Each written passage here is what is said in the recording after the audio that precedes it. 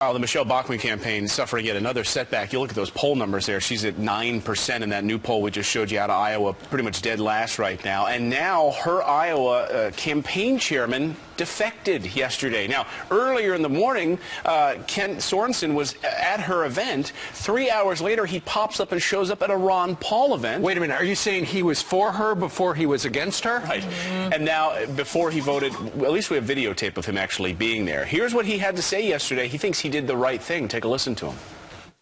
The fact of the matter is we have a two-person race. I do not believe that Ron Paul's campaign is in trouble. I believe that we have a real opportunity here, and I believe I did the right thing. Do you believe that Bachmann's campaign is in trouble?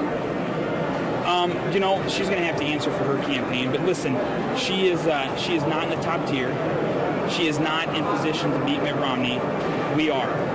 All right, well, Michelle Bachmann said he had an entirely different motivation for leaving. She says that it wasn't because she had a flagging campaign, it was because of money. And she says that Ron Paul campaign offered her campaign chairman money and that he sold out. So let's read what she had to say about Ken Sorensen. Ken Sorensen personally told me he was offered a large sum of money to go to work for the Paul campaign. Kent said to me yesterday that everyone sells out in Iowa. Why shouldn't I? The Ron Paul campaign has to answer for its actions. We should point out the Paul campaign says it wasn't about money. And the fella in question, Ken Sorensen, who is a state senator, a Republican from Indianola, he says, that's not why I left.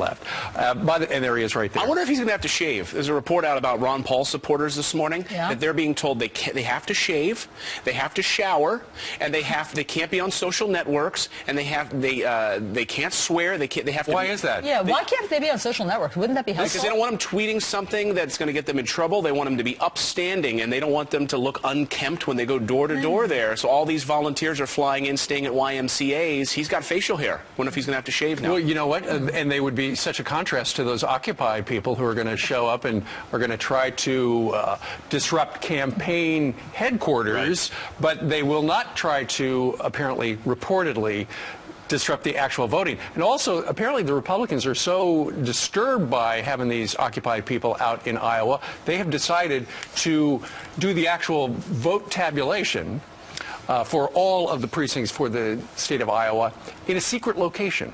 I heard one guy yesterday refer to it as a bunker. It's not an actual bunker, but they're just not going to tell the occupied people where they're doing the counting. But so what does this upset mean for Michelle Bachmann? Well, she says not much, because she says that she will not bow out of this race, even if she does poorly in Iowa. You know, so many people are going to use that as sort of their litmus test for whether or not they move forward, or at least that's what pundits say. But she says that she is not going to do that. Here's what she told our own Griff Jenkins.